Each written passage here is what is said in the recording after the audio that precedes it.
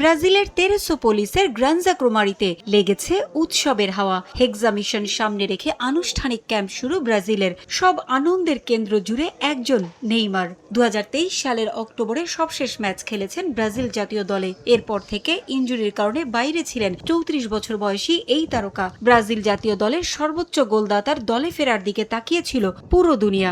যদিও ফেরার পর নতুন করে ইনজুরিতে পড়েছেন 34 বছর বয়সী এই ফুটবলার। নেইমারকে জড়িয়ে ধরে আবেগ আপ্লুত হয়ে পড়েন ক্যাসেমিরো, থিয়াগো সিলভা, এদারসন ও রাফিনিয়ারা। কোচ অ্যাঞ্চেলোত্তি জড়িয়ে ধরে যেন আস্থা জোগালেন, কোনো ভয় নেই, সবাই তোমার পাশেই আছে। তবে ক্যাম্পে যোগ দিল গণমাধ্যমের খবর, প্রথম দিন ক্লোজ ডোর অনুশীলনে ছিলেন না নেইমার। ডান পায়ের কাফ মাসল ইনজুরি থেকে ফিট হয়ে না ওঠায় মাঠে নামেননি 34 বছর বয়সী এই তারকা। তাকে অনুশীলনে না রেখে তেরেসোপোলিসের একটি বেসরকারি ক্লিনিকে ইমেজিং টেস্ট ও উন্নত পরীক্ষার জন্য পাঠানো হয়েছে। লাইফবয় কিনে কল দাও টোল ফ্রি নম্বরে আর এক নিঃশ্বাসে গোল বলে জিতে নাও ফিফা বিশ্বকাপ 2026-এর এক্সক্লুসিভ পুরস্কার।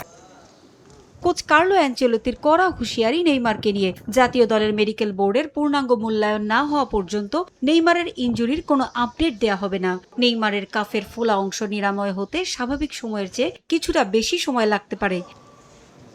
বিশ্বকাপে নেইমারকে ঘিরেই 24 বছরের শিরোপা খরা কাটাতে চায় ব্রাজিল। আগামী 13 জুন যুক্তরাষ্ট্রের নিউ জার্সিতে মরক্কোর বিপক্ষে ম্যাচ দিয়ে শুরু হবে তাদের বিশ্বকাপ অভিযান। গ্রুপে সেলেসাউদের অন্য দুই প্রতিপক্ষ হাইতি ও স্কটল্যান্ড। পারভিন আক্তার, সময় সংবাদ।